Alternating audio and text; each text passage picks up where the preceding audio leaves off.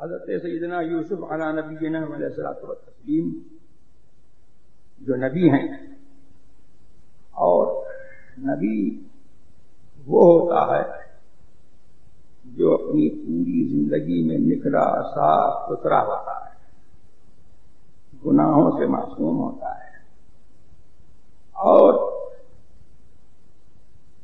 جب اس کی زندگی کا آخری لمحہ ہوتا ہے تو وہ بھی تمام انسانوں سے مختلف ہوتا ہے۔ کچھ لوگ تو نبی کی برابری کرتے ہیں، لیکن نبی کی برابری تو نبی تو نبی ہے، نبی کی زندگی کا جو آخری لمحہ ہے وہ بھی کروڑوں غیر نبی جو ہے کہ لمحات جو ہے اس نبی کے آخری لمحے کے برابر ہے۔ نبی دنیا سے جائے گا تو اس کا خاتمہ ایمان پر، اسلام پر، خیر پر ہونا یقینی ہے، اور غیر نبی کو اسلام پر اور ایمان پر جو خاتمہ نصیب ہوتا ہے تو اسی کی پیروی سے نصیب ہوتا ہے، اسی کے وسیلے سے نصیب ہوتا ہے۔ اس کا یقینی نہیں ہے اور اس کا یقینی ہے، لیکن اس کے باوجود جب حضرت سیدنا یوسف علی نبینا علیہ الصلوۃ والتسلیم کا آخری وقت ہوا تو انہوں نے ایک دعا کی۔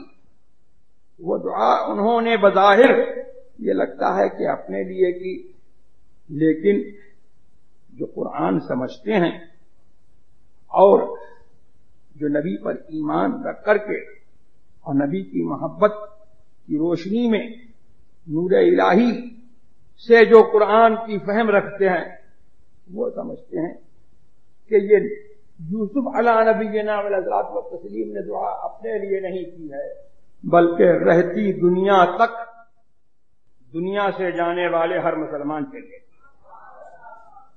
وہ دعا کیا ہے؟ مسلمان کو یاد رکھنا چاہیے کہ اللہ مجھے اس دنیا سے مسلمان اٹھا، انہیں جانا انہیں مانا نہ رکھا غیر سے کام۔ یہی تو مسلک اعلی حضرت ہے کہ انہیں جانا انہیں مانا نہ رکھا غیر سے کام۔ للہ الحمد میں دنیا سے مسلمان گیا۔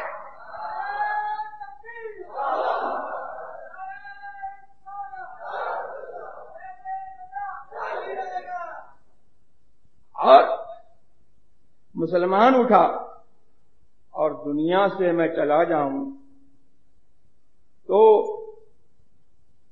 دنیا کے بعد بھی ایک زندگی ہے،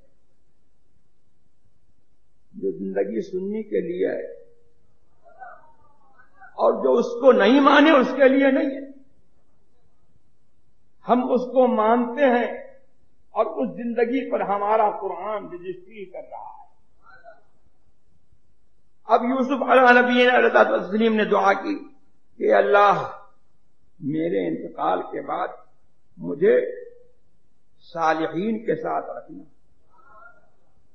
اس میں کیا تلقین ہے کہ دنیا میں رہو مسلمان رہو، سنی رہو، صاحب ایمان رہو، اور اس کے ساتھ ساتھ دنیا کے ہر لمحے میں، ہر لہجے میں اور ہر وقت صالحین کے ساتھ اپنا رابطہ رکھو، اور جب دنیا سے جاؤ انہیں کے سائے تلے جاؤ۔